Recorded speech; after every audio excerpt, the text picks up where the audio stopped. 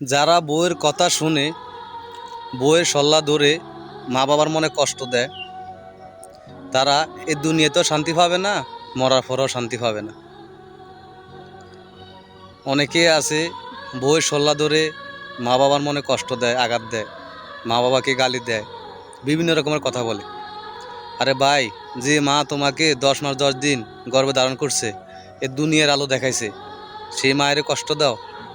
যে বাবা তোমাকে ছোট থেকে বড় হওয়া পর্যন্ত তোমাকে খাওয়া দাওয়ায় বড় করছে, নতুন নতুন জামা কাপড় দিছে, সেই বাবাকে কষ্ট দাও। জীবনও জান্নাত পাবে না ভাই। তুমি কি জানো না, মা বাবার পায়ের নিচে সন্তানের বেহেস? তাহলে সেই বাবা মার মনে কেমনি কষ্ট দাও?